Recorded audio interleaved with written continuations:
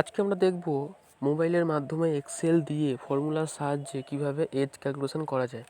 তো তোমরা দেখতে পাচ্ছ আমি এখানে ইয়ার, মান্থ আর ডের ফর্মুলা লিখে রেখেছি। এগুলো কিন্তু সেকেন্ড ব্র্যাকেটের মধ্যে, ঠিক আছে? সেকেন্ড ব্র্যাকেট দিয়ে ফর্মুলা লিখবে না, সেকেন্ড ব্র্যাকেটের মধ্যেকার অংশটুকু হচ্ছে কি ফর্মুলা, ঠিক আছে? তাহলে আমি তোমাদের একটা ডেমো দিয়ে দেখাই, তাহলে তোমরা বুঝতে পারবে। ফর্মুলাগুলো লিখে রেখেছি তোমাদের সুবিধার জন্য, তাহলে দেখে দেখে তোমরা সহজেই করতে পারো। এখানে আমি দেখবে একটা তারিখ লিখে রেখেছি। তো এখানে একটা কথা বলে রাখি যে তারিখ লেখার সময় কিন্তু একটা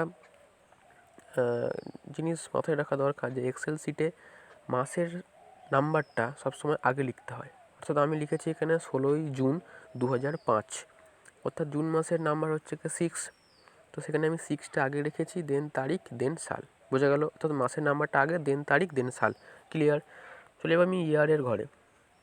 ইয়ার ক্যালকুলেশনের সময় আমি অলরেডি করে রেখেছি, দেখো যে ফর্মুলা দিয়ে আমি আবার তোমাদের জন্য লাইভ করে দেখাবো। তো প্রথমে যে ফর্মুলাটা তোমরা দেখবে এখানে লেখা আছে, সেই ফর্মুলা আমি লিখবো আর তোমরা দেখে দেখে মিলিয়ে নেবে।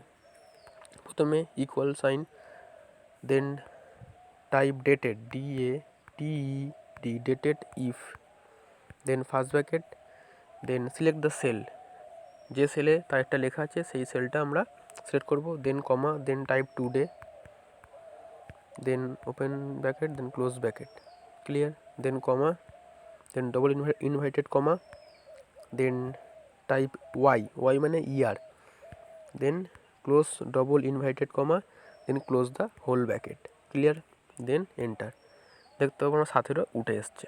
তোমরা সূত্রটা মিলিয়ে নাও, হুবহু যেটা আমার লেখা আছে স্ক্রিনে, আমি যেটা এক্ষুনি লিখলাম, দেখো সেটা হুবহু সেম।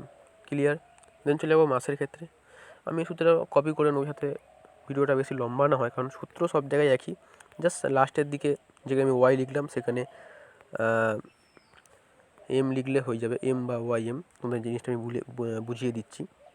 কপি করলাম, করার পরে আমি এখানে ওয়াইটা কেটে আমি এম লিখব, এম মানে মান্থ, লিখে এন্টার। তো তোমরা দেখতে পাচ্ছ 209 উঠছে। 209টা কি? 209টা হচ্ছে ওভারঅল মান্থ, অর্থাৎ এই তারিখ থেকে আজকের দিন পর্যন্ত ওভারঅল মান্থ হচ্ছে কি 209।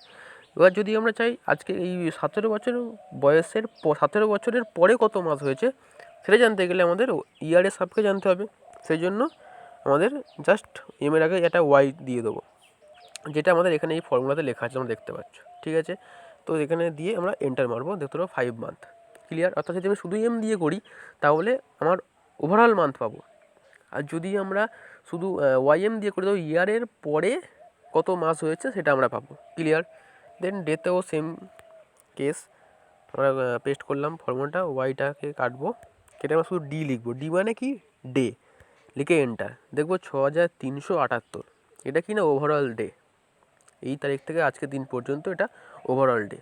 আর যদি আমরা মাসের পরে কত দিন হয়েছে সেটা দেখতে চাই তাহলে কি করতে হবে? জাস্ট ফর্মুলাতে যাব, ডি এর আগে একটা এম লিখবো, মান্থ, দেন ডে, অর্থাৎ মাসের পর দিন। ঠিক আছে? মান্থ, ডে, এন্টার, 16 দিন। তো এই তারিখটা, সেটা আমাদের এজটা কী হলো এই তারিখ হিসেবে আজকের দিন পর্যন্ত 17 বছর 5 মাস 16 দিন। ক্লিয়ার? একদম ক্লিয়ার। তো তোমরা ফর্মুলাটা একবার দেখে নাও। এই যে ফর্মুলা লেখা রয়েছে সেকেন্ড ব্র্যাকেটের মধ্যে ঢুকার অংশটা হচ্ছে ফর্মুলা। আরেকটা জিনিস মাথায় রাখবে, ফর্মুলা লেখার সময় কোথাও স্পেস ইউজ করবে না। ঠিক আছে? একদম পরপর লিখে যাবে। ঠিক আছে? শুধু পার্থক্য কি না, ইয়ারের ক্ষেত্রে ওয়াই লিখতে হবে, মান্থের ক্ষেত্রে ওয়াইয়ের জায়গায় ওয়াই এম লিখবে যদি শুধু স্পেসিফিক মান্থ চাই, আর যদি ওভারঅল চাই শুধু এম লিখবে। ডের ক্ষেত্রেও সেম। ক্লিয়ার?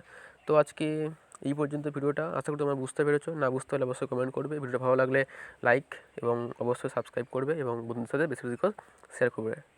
তো আজকে এই পর্যন্তই। দেখা হচ্ছে পরবর্তী নেক্সট কোনো আবার ভিডিওতে।